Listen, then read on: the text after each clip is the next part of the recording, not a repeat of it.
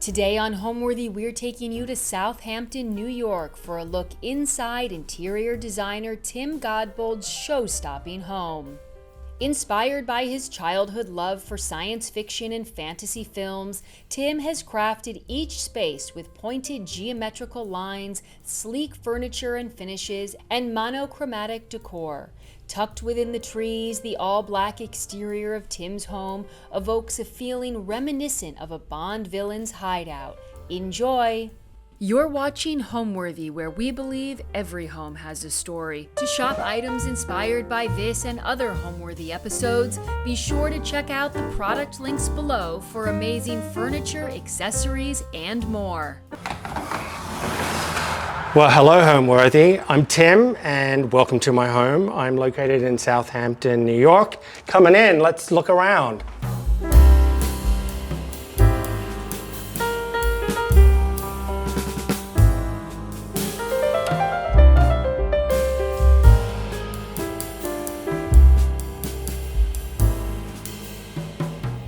This house here behind me was built in 1972 for Nancy Ford, who was an executive at IBM in Tokyo, very dynamic woman. I bought this house in 2019. It had been derelict for some time, and when I purchased it, I had the idea of turning it into a very chic boutique hotel meets a villain lair. And so as you can see, these stairs that you're standing on, they all float. And what will happen eventually, because we've only put this garden in the last couple of years, is the pachysandra will grow in around the steps. And I wanted it to feel like lily pads, that you were walking on lily pads. And then when you're in the driveway and you're coming up, you get this terrific vista. We have stereo in the stairs, so when I'm entertaining, I have the stereo on, so the minute you get out of the car and you're coming up to the house, you're getting a vibe. So let's go up the stairs. This landing here was an addition that I did, and the addition is inspired by all of the angles in the building, and also Norman Jaffe, who was a big architect out here. So we've incorporated wood with stone elements to really create that connection between nature and modern architectural material. So if you come through, we originally, all of these windows, these were windows and not doors. And so we've taken out the windows, we put in sliding doors throughout the house so that it really opens up the space. And as you come along, there's a line here that goes a direction right through the center of the house. This house really feels like a tree house. It's this very interesting weave of stairs, and I'm going to show you that as we go through the house.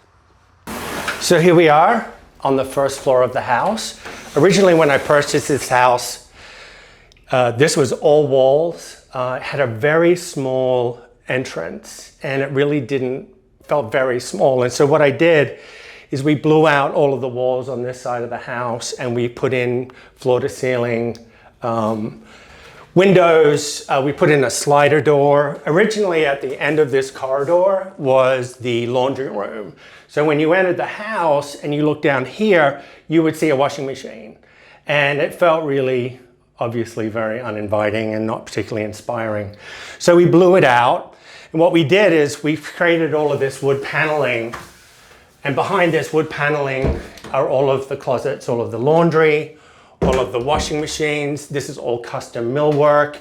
Even above us, we have really interesting shapes and lines that were hidden by sheetrock and a flat ceiling. So wherever we could take out any of the ceiling heights to get more drama, we did. And by incorporating the big wide plank oak, and this is with an engineered finish, so it's kind of got a rough texture to the oak, which again adds a little bit of drama. One of the interesting things that I have within the house are little connections to my childhood, and in particular James Bond films, science fiction, and for instance the electric outlets and the plates are all very much inspired by James Bond, with the engine turning and the stereotype knobs. And even on the ground, the air ducts in the floor are inspired. This is going to sound super nerdy, but they're inspired by the walls in the Death Star. So, you know, I kind of have these little jokes to myself around the house that, and, you know, when people say, oh, I love your floor vents, I'm like, oh, great. You know, they don't obviously know why I picked it and etc. So I have these little things from my childhood that sort of make me happy and bring me happiness. So you'll see them throughout the house. There's little nuances. I never like anything when it's too in your face. And so for me, subtlety is always better. And I'm going to show you one of the downstairs bedrooms, which is inspired really again by a lair, luxury hotel rooms, and then also a bit of postmodernism, which I'm really finding interesting. There's also a line. You'll see a line that was running through this corridor, and that runs right out to the deck out there. So we make sure that all of the lines are intersecting within the house. This house is like a giant puzzle, and it is a complete lesson in geometry. It was designed by Eugene Futterman, who was a very famous and well-known architect out here during the 70s and 80s. He started off very modern, and he actually transitioned more into shingle-style New England houses. So he had a very interesting career, but really what I find inspiring is his modernist work, which was really, really clever. So I'll show you, come on in here.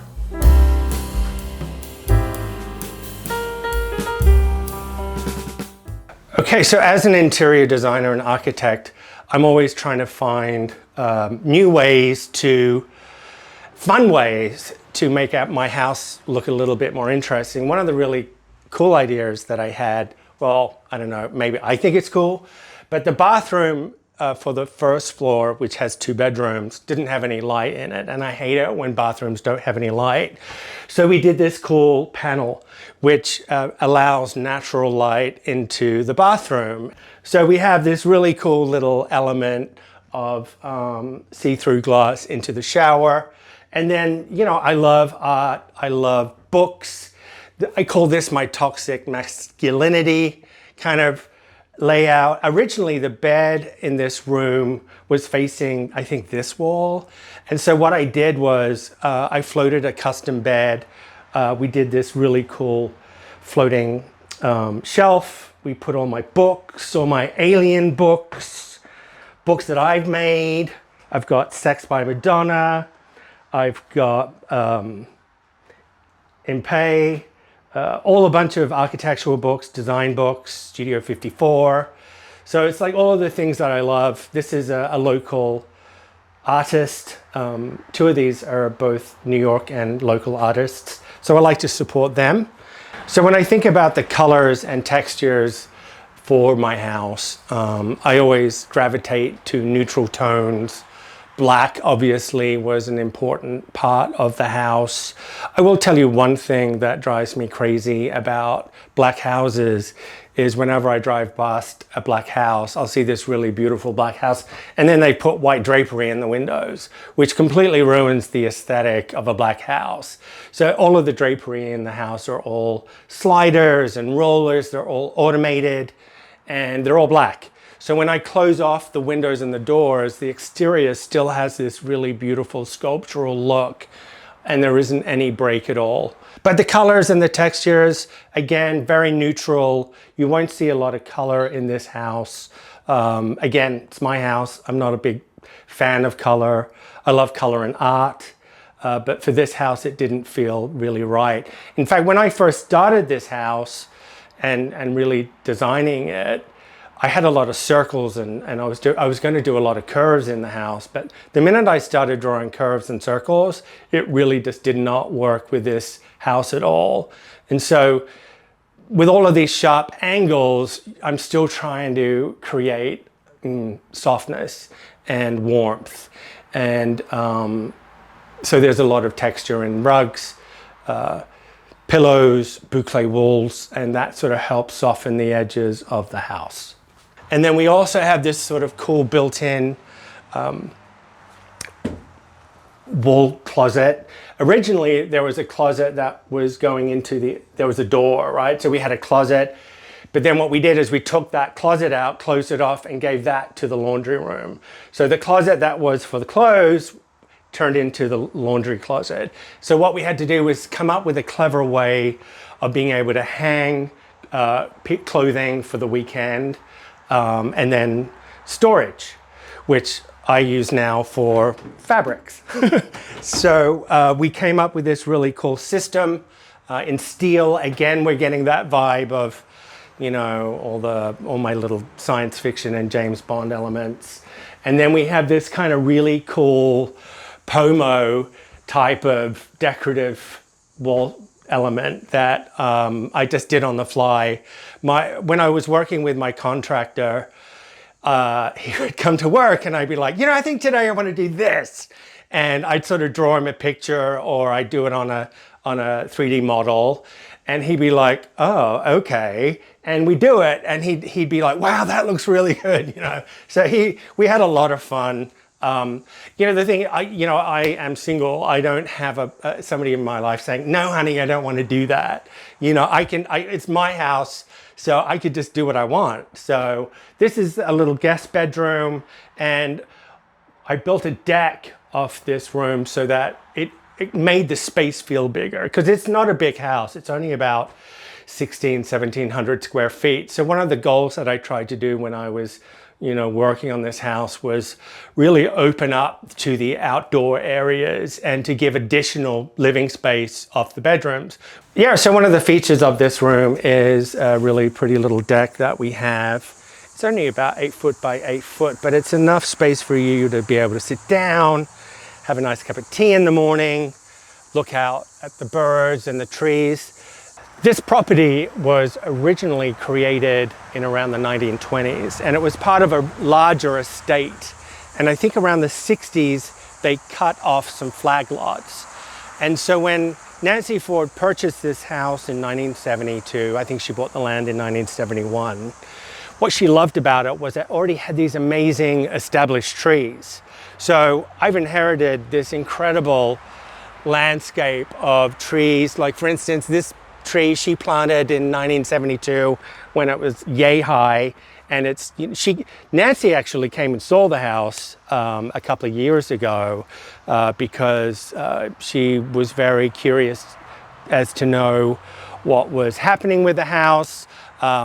This house was in a architectural book on Hamptons modernist houses, and the author had actually found Nancy, and I didn't realize that Nancy, the original owner, was still alive. Nancy has retired and lives in Palm Beach, but she came up with her husband and her sister, and they walked through the house. Funny little side fact, this room that we were just talking about was her son's room, and it was called the mushroom room. And that was because when the house was built, there was no foundation. And so this house would get, you know, all the mold and mushrooms. I don't know how healthy that is. And then Nancy was saying, you know, obviously they couldn't leave it like that. So they came back in about 10, 15 years later, and they put in a proper foundation. But this is nicknamed the Mushroom Room by Nancy Ford, who built the house. So yeah, we have a little deck. I kind of love elements of Southern California. And when I was a kid growing up in Australia, I loved how there was this really beautiful connection in, you know, like Lake Tahoe and all of those areas where they had this connection of indoor, outdoor. A lot of the trees that I planted around the house are year-round evergreens, because having grown up in Australia, I've always been used to having greenery all year round. And the only thing I don't like about living in the Hamptons is in the winter, everything, you know, obviously all the leaves drop and it gets really, really gray. And so what I've tried to do is plant as much as possible to give me a year-round feeling of green. None of this was here when I moved in. I've done all of the landscaping. I did all of the landscaping myself. I did a lot of the hardscape. I put in the pavers I built walls. I had a stepfather in Australia that used to build stone walls when I was a little kid, and he would make me help him. And of course I loved it. And so I've always loved building walls and landscaping. And during COVID, this was a huge way of like really letting go of the stress, the fear, and the anxiety that we were all feeling during that time. And so even in the short period of 4 years that I've lived here, everything's really starting to grow in beautifully. And I want it to feel really a little bit Southern California, more so than, you know, Hamptons, privets, and green grass. So that's just a little interesting side story. But let's move on upstairs. I want to show you what's on the second floor.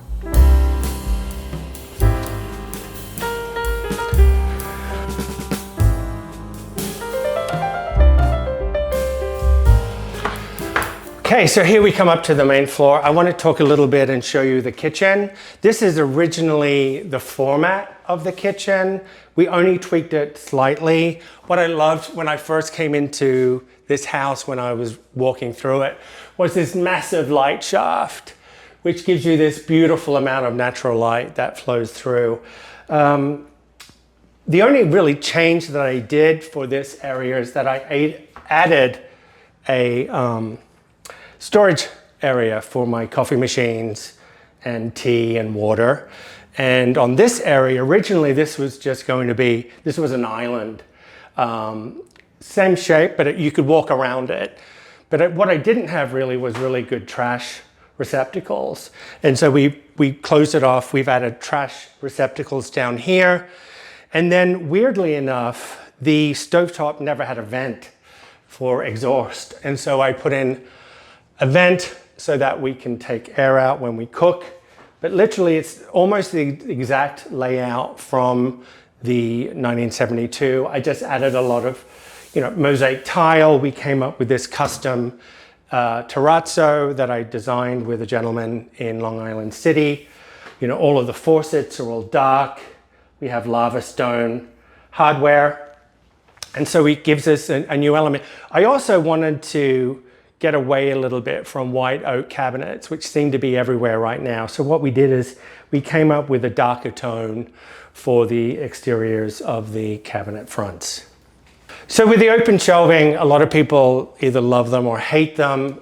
This was already here when I bought the house, so I kept it because ultimately I don't have a lot of storage, so it's very functional. Also, you know, I have Works ceramics, which are all handmade in Europe, and they were the dinnerware that was used by Noma, and that's how I discovered them. They were out of Copenhagen, and so every piece is unique, handmade. And so I think with pieces and open shelving like this, I think if you have really beautiful things, I think it's a perfect way to showcase them. Ultimately, again, I've kept it very monochromatic, and so, you know, we don't have a lot of color and a lot of variety. It all sort of reads very much in a unison way. I even have like crazy rectangular hand-blown glasses. You know, we've taken in elements, you know, just sort of, again, a wink to all of the geometry in this house. So yeah, I kind of like how it worked. And what I did, the only thing I really did was I added in hidden LEDs underneath the shelf to add an accent of light at night. So at night, what I did, we don't have a lot of overhead lights in this room. So at night when I'm lighting, I keep it very dark and moody. So we have LED strip there. We have an LED strip on this cabinet. One thing I did add here, which I thought was pretty clever, was I added in these little cabinets behind the electric stovetop so that I could put in all of my spices and things, and they were easily, I could easily get to them, but I could also hide it very easily as well. So the whole point in storages here is to really keep everything tucked away and as clean as possible during the course of a day. So from here, I've got just a little small open dining room. One thing interesting here is we had my terrazzo guy made this dining tabletop. It cost a fortune. It was like $10,000. But to offset that cost, I used a West Elm planter on the base of it, which cost $400. So I love like mixing high and low price points. I'm not a snob. I'm happy to tell you where I can cut costs and hopefully give you ideas on what to do in your house. And so I work from here sometimes. I like dining tables that are used in other ways. I remember I saw a dining table of Elton John's in a magazine once, and he had like mounds of books on it. So I like having books here. I have my laptop. Oh, look, there's even some awards that I've won on the table. How strange. And so I just have little knickknacks here. And these chairs are all vintage. They're from the 80s. They're by one of my favorite architects and designers. I collect his work. His name is Mario Botta. I have a bunch of Mario's work in the basement. So I collect Mario Botta's work. So these are my dining chairs. One thing I wanted to point out in this room was this idea that I came up with, and where we have the batten and we have mirror. And because I wanted to add another element, and people always love this. And so when I have candles and lighting on at dinner at night, you know, the light bounces off the mirror within the ceiling height. For entertaining, I use this table a lot more in the winter, obviously. And then in the summer, we do all of my dining outside. I don't entertain a lot. When I do, though, I make sure it's special. I tend to, you know, not cook so much. I have a chef that comes in. I don't know if I should admit that.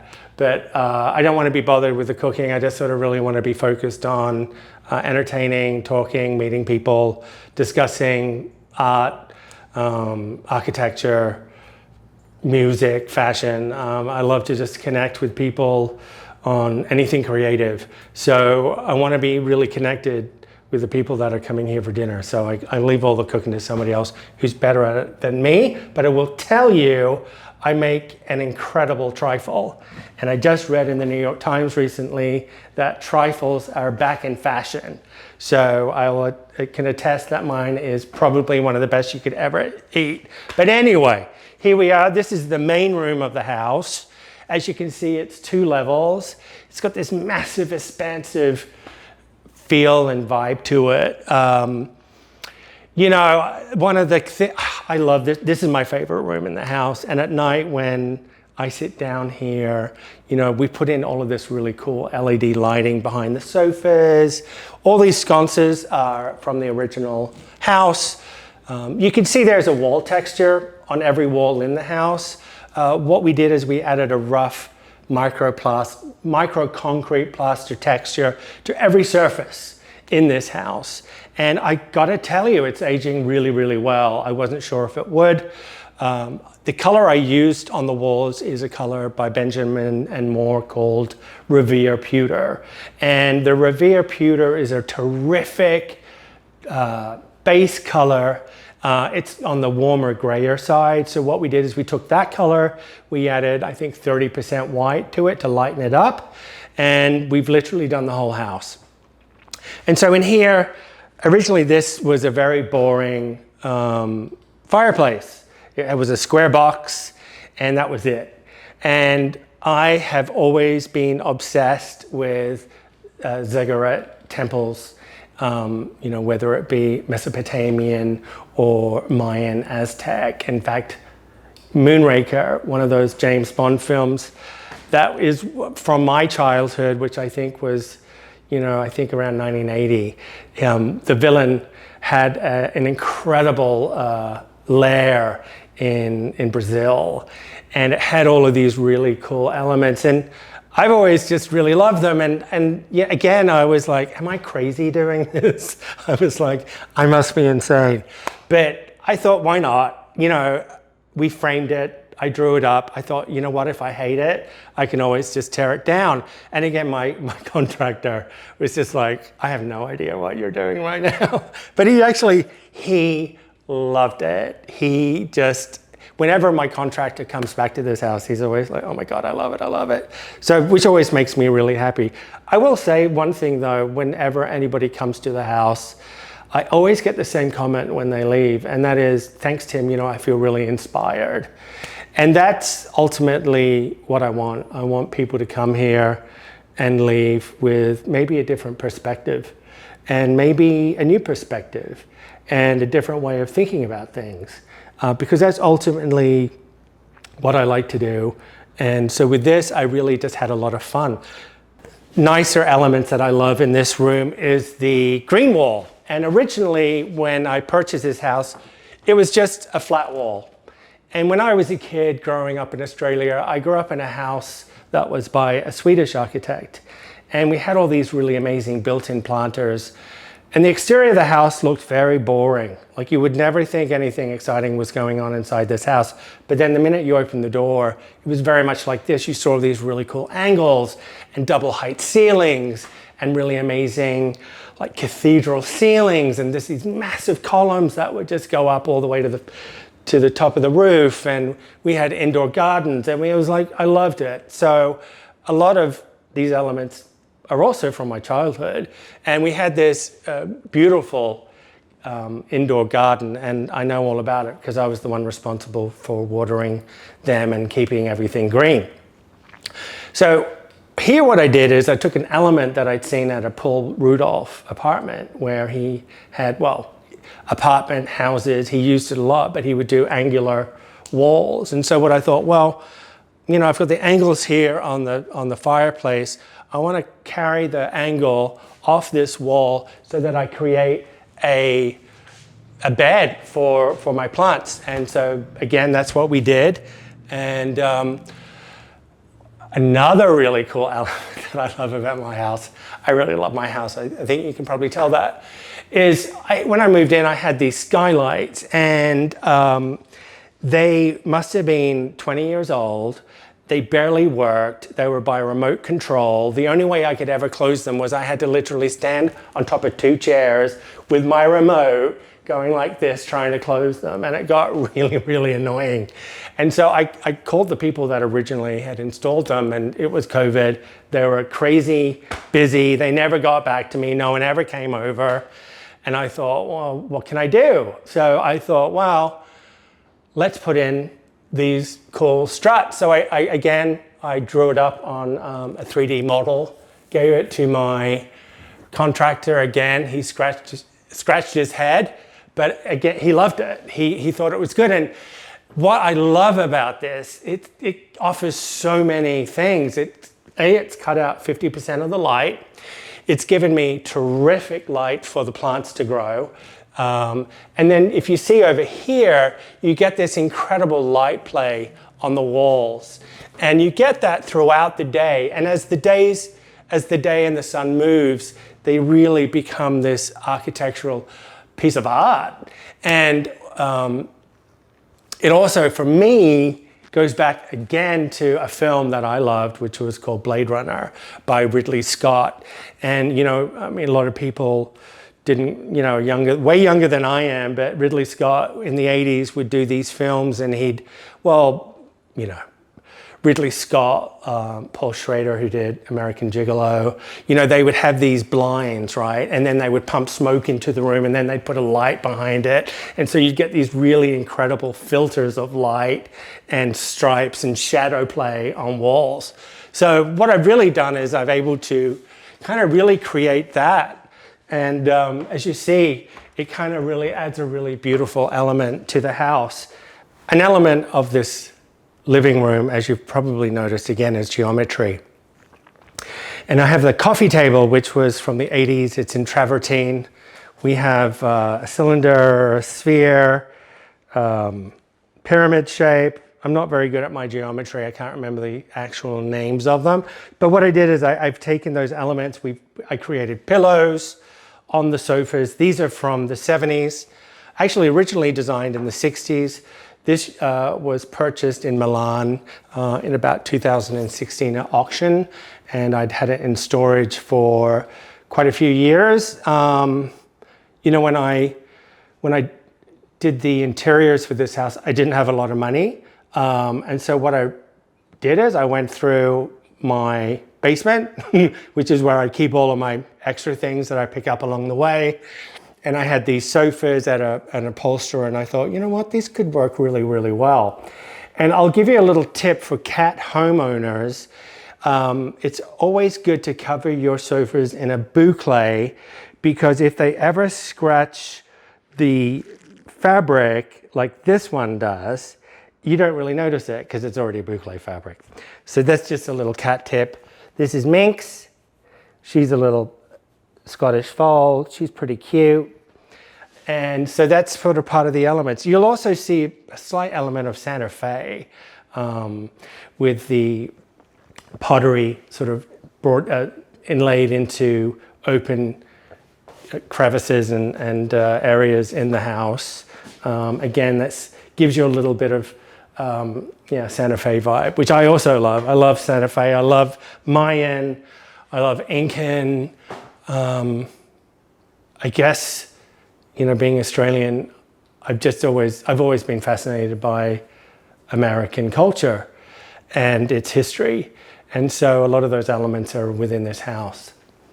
Part of that Santa Fe vibe, I think, comes from my work history. And I had grown up in Australia. I'd moved to London in 1989. I was just a wee nipper. And I was pretty cute back then, actually. And I walked into Ralph Lauren on Bond Street, and they literally hired me on the spot. I had the blonde hair and the tan and the blue eyes and the Ralph Lauren look. They hired me, and I was introduced to this whole world of Ralph Lauren, and this feeling of being taken away through images. And a lot of his images were of Native American textiles, blankets. I remember one of the first collections at Ralph Lauren that when I worked there was all very Navajo and Santa Fe. So it kind of really seeped in. And from London, Ralph Lauren moved me to New York in 1995. It's not they asked me to come, it's just that I pushed my way to come. I'd always wanted to live in New York ever since I was a little kid. I had a very glamorous auntie who lived her whole life in New York, and she was always, to me, extremely fascinating, glamorous. And so I pushed my way to New York. I got here in 95, and I ended up working at Ralph Lauren in design for many years. So as much as this is purely me, there are elements of really, of that history.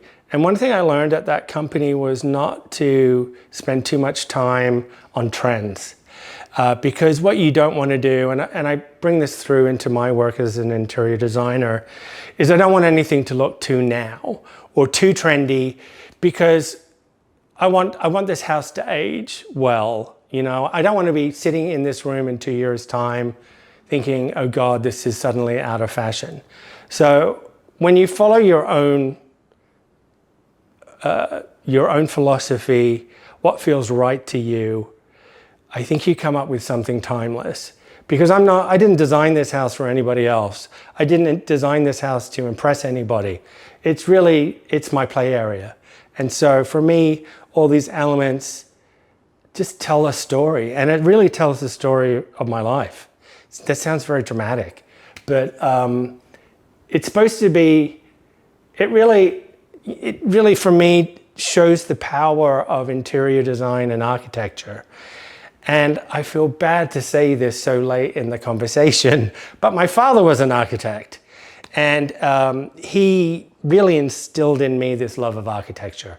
And I would go on building sites with him a lot as a kid, and I loved my dad, and we would spend a lot of time together on building sites, and I was really big into Lego. I think had I not gotten into fashion, and I blame Duran Duran for that, I probably would have become an architect. Because the way I got into fashion was in 1981, I was living in Perth. You couldn't buy great clothes, and so I ended up making clothes from English fashion magazines, and David Bowie and Then all my girlfriends wanted me to make their clothes. And so that's how that whole thing, you know, and I spent 20, 30 years in fashion until I moved into interiors and architecture 10 years. So like it's really been a journey home for me in a lot of ways. But anyway, enough of me. Let's go upstairs. I want to show you what's up here as well.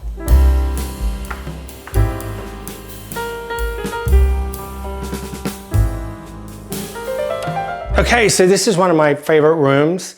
This is all original from when the house was built, was this built-in banquette. All of the woodwork around here was original. We have another fireplace on this floor. This is the TV room. Had a built-in banquette originally. And we, you know, these windows originally were sliders. And I hate sliding windows because I hate the screens, you know, the fly screen. So I removed all of the sliding windows, and all of the windows in this house where they can be for regulation reasons are just picture windows. One of the favorite things in this room is my $700 coffee table ensemble, which I purchased in Palm Springs a couple of years ago at one of the Palm Springs modernism talks. And I saw this table, I was like, wow, I love it. And so we have this. This really interesting piece of sculpture is actually made out of like foam. And this was a model for a sculpture that was cast on this. This is a vase purchased from Jeff Lincoln, a gallery up in Southampton. You know, when I walked in and saw that vase, I told Jeff, I said, Jeff, I have the perfect house for that. That vase was made for my house. Not that I ever really use it as a vase, but I love it. So you can sit up here, you got a lot of greenery. So one of the things in this room is, as I talked about earlier, was the feeling that this house is like a tree house. And I'm hoping you're gonna start seeing that this element will be easily recognizable, because these massive windows look out onto all of the greenery. And all throughout here is just this beautiful open treescape.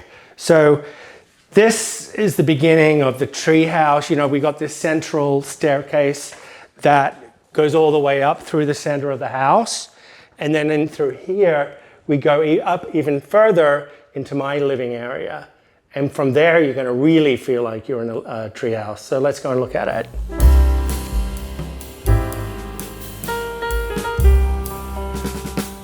Okay, so here we are. We're coming up to the 4th floor of the house, and this is my living area and my ensuite.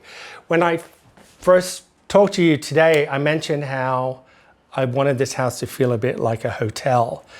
And on some of my trips abroad, I love to go to Sweden a lot, and there's a hotel in Stockholm called Etem, and it was designed by Elsa Crawford. And what I loved about some of the rooms is they had the shower and the bathtub in their actual room. And to me, it felt really warm, cozy, inviting, honeymoonish. And I wanted to open up this room. And so I'm going to show you the bathroom, but originally the bathroom was all closed off and you just had this one space. What I managed to do here is I built a platform and raised the bed up enough. And then again, we had just very simple windows in this room, and what we did is floor to ceiling windows, right? So it really adds this incredible look. So when I wake up in the morning, I have these amazing trees, you know, the blinds come up and then you just see this incredible greenery. And so I love it. It's one of my favorites. I have a custom bed. Again, we have all of the little buttons and notches beside the bed on the nightstand so I can close my blinds. I have a lot of LED lighting in the windows and behind the bed. And you can see there's this drape here. And I want to talk a little bit about the drape, because the drape is functional. Because when I opened up the bathroom, you have all this incredible new natural light that comes in.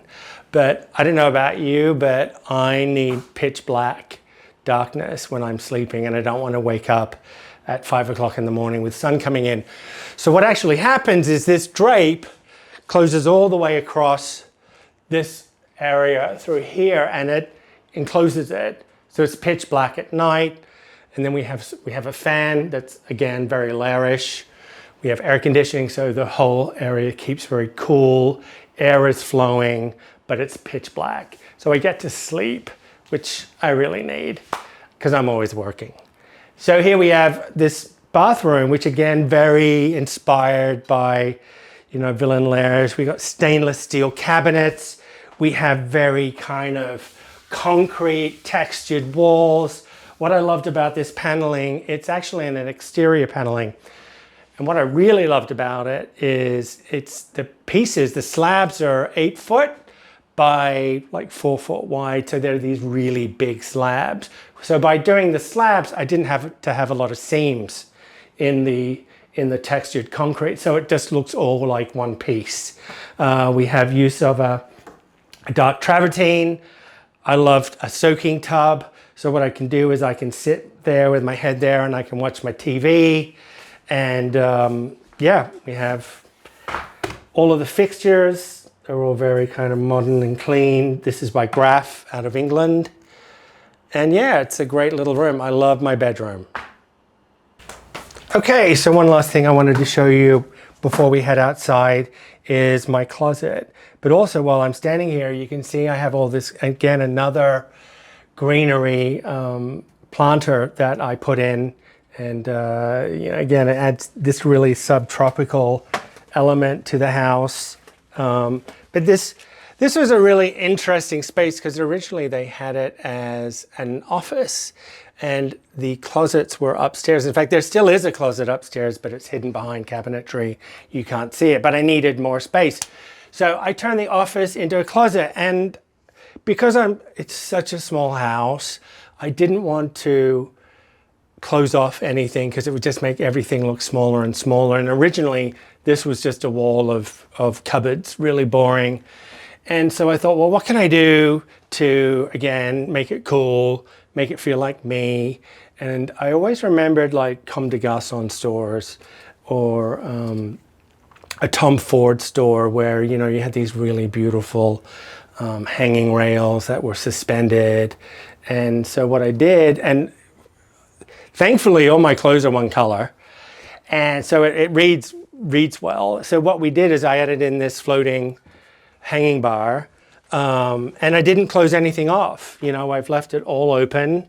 Again, it's sort of a little color coordinated. A friend of mine who is good friends with Halston came in one day and saw it and was like, yo, Halston used to do his closets the same way. And of course, I took that as a huge compliment, as I'm a big Halston fan. So we have this, and then over here we did some cabinets.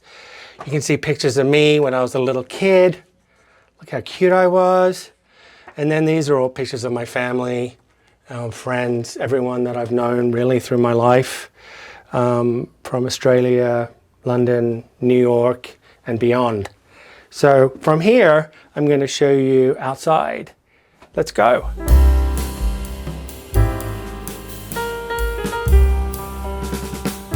All right, so a little bit earlier I mentioned how the house wasn't particularly big, and to expand the feeling of the house, I've added in a lot of exterior areas for living, dining. One of the areas I built is this dining area. Originally, that's an original wall for the house, but it was right over on this line of stone. And the whole area back here is nothing. In fact, you couldn't even get to the back of the house through the side of the house. So we built this walkway. We have this beautiful enclosed dining area, which looks up at the canopy of the trees at night. It's super beautiful. And then I'm going to take you through to the back, which is one of my favorite areas. So come on in. So here we have a little area that is one of my favorites because, again, it's all open. You see the trees, you get great sunlight in the summer. And we have a beautiful little seating area. Originally, when I purchased this house, it didn't have a pool and unfortunately, I can't have a pool in this house because my property is on a wetland. And one of the first things I found out about when I purchased this property was that there was no way in hell that I could have a pool. So what do you do when you can't have a pool is you put in a hot tub.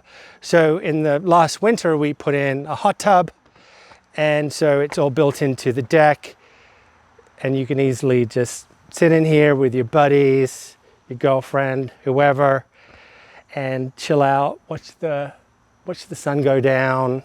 We have a lot of birds around this house. We have a lot of blue jays and cardinals, and I love to watch them enjoying this incredible area.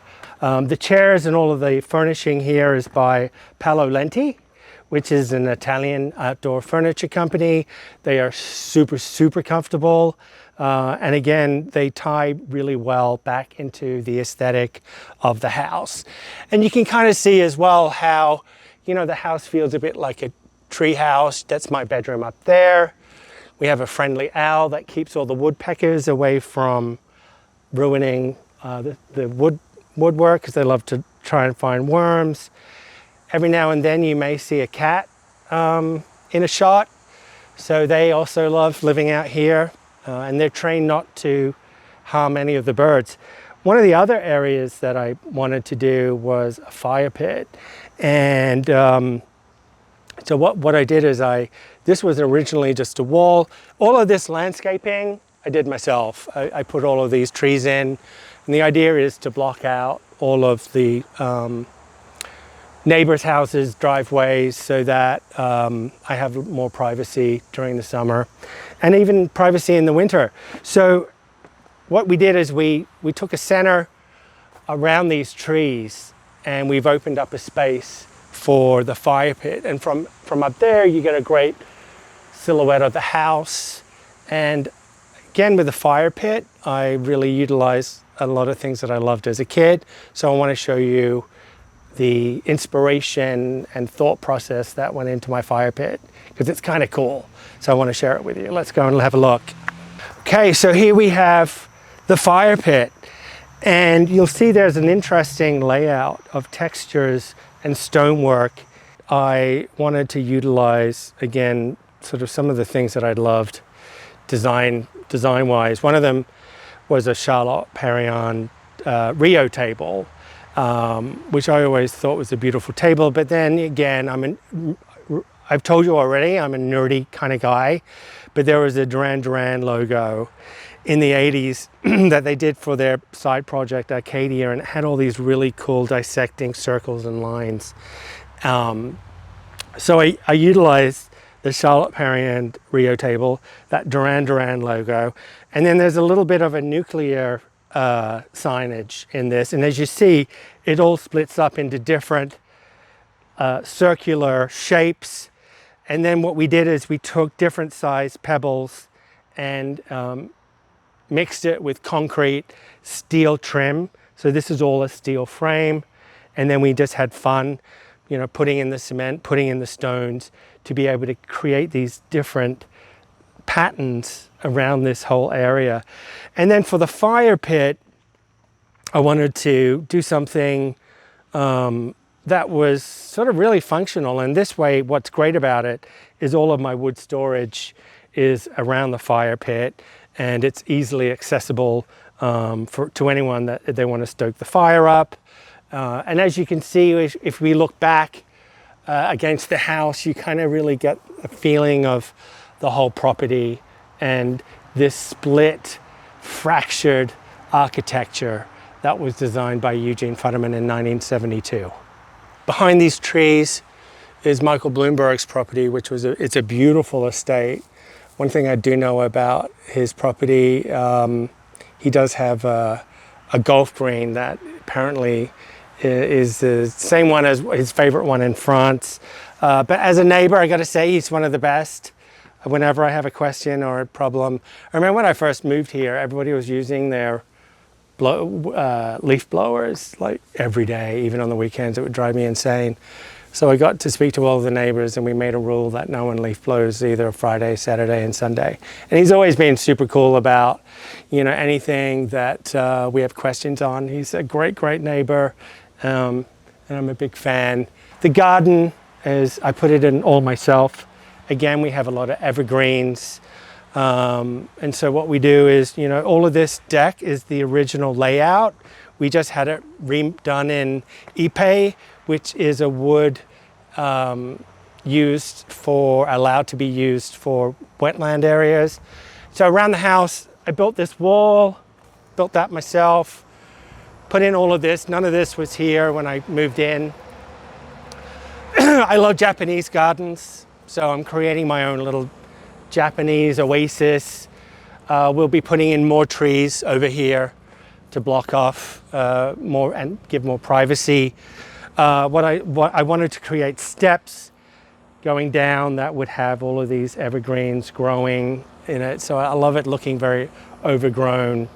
And so then we have a gate out to the front of the house too, on the side. I think home means to me a place of recharging and tranquility, quiet, in touch with nature. Because our lives get so hectic and crazy, I really need somewhere to come back and recharge. So today I hope I've inspired you a little bit by my home. Maybe you'll think a little bit differently about how architecture and interior design should really be a personal story. And you don't really need to be doing something that everyone else is going to like. It's really about what you love. So Homeworthy, thank you for coming. I've got to get back to work, so I'm going to love and leave you here, and have a great day. Thank you. Thanks for watching. Be sure to go to homeworthy.com for exclusive content, shopping guides, and so much more.